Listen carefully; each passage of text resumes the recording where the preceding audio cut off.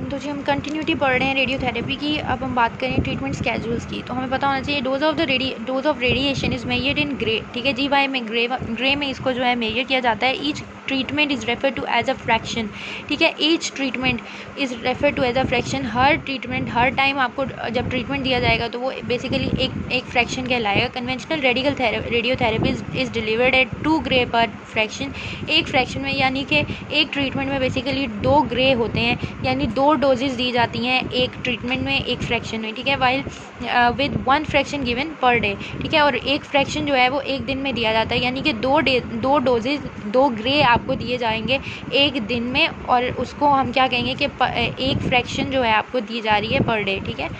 अच्छा, अब हम बात करें तो हायर डोज पर फ्रैक्शन रिजल्ट मोर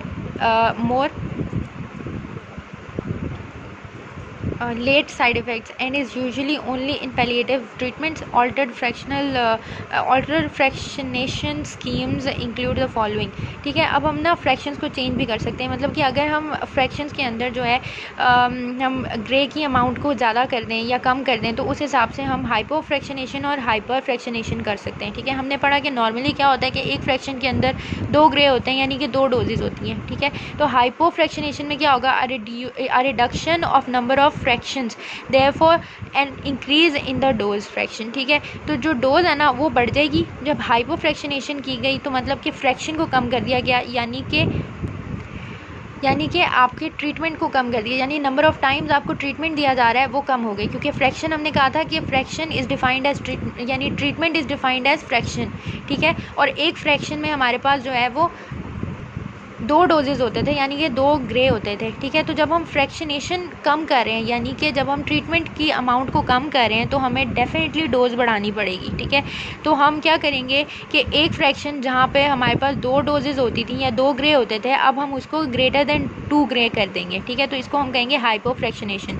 इसी का ऑपोजिट क्या होगा, hyper fractionation and increase in number of fractions, यानी कि आपको जो ट्रीटमेंट्स मिल रहे हैं वो इंक्रीज़ हो गए, तो ऑटोमेटिकली आपको अपने ट्रीटमेंट्स में डोज कम करनी पड़ेगी, ठीक है। Therefore a decrease in dose पर फ्रैक्शन, ठीक है। तो डोज कैसे कम होगी, डोज बेसिकली ऐसे कम हो जाएगी कि पहले 2 थी तो अब 2 से कम हो जाएगी डोज, ठीक है। एक्सेलरेशन में क्या होगा, acceleration is is that total dose is given over a shorter period of time, यानी कि आपको जो है वो जैसे दिन में 1 डोज मिल रही थी, तो अब आपको जो है टोटल डोज, यानी दिन में आपको 1 फ्रैक्शन मिल रहा था अगर, तो अब आपको मोर देन 1 मिलेगा, या आपको अगर पहले 1 डोज मिल रही थी तो अब आपको मोर देन 1 डोज मिलेगी, ठीक हो गया। अच्छा जी, अब हम बात करेंगे साइड इफ़ेक्ट्स की, ठीक है।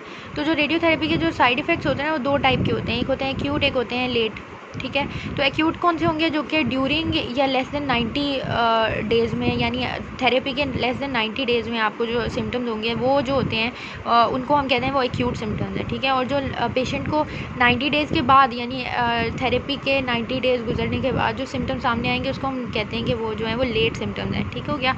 अब क्या होता है कि जो एक्यूट साइड इफ़ेक्ट्स होते हैं बेसिकली वो रिवर्सिबल होते हैं, ठीक है। Although very swear acute effects में प्रोड्यूस कॉन्सिक्वेंशियल लेट इफ़ेक्ट्स, लेकिन ये कि वो होते बेसिकली जो है वो रिवर्सिबल होते हैं। जैसे फॉर एग्जांपल टायर्डनेस है या जैसे नाउजिया है, डायरिया है, ये सारी चीज़ें हो सकती हैं, तो ये एक्यूट साइड इफ़ेक्ट्स में आ जाता है, ठीक है। एलोपेशिया जो है वो बेसिकली एक्यूट नहीं होता, मतलब काफ़ी देर थेरेपी के बाद तक उसका इफ़ेक्ट चलता रहता है।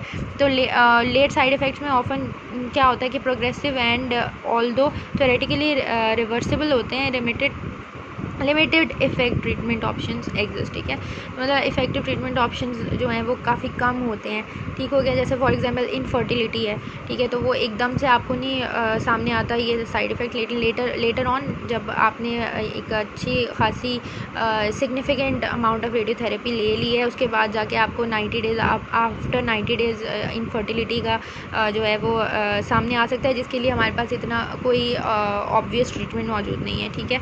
तो इस तरह के मसाइल हो जाते हैं। ये हमने बात कर ली साइड इफ़ेक्ट्स के बारे में, और सो दैट्स इट। ये हमारा जो रेडियोथेरेपी है पूरा कवर हो गया। Thank you.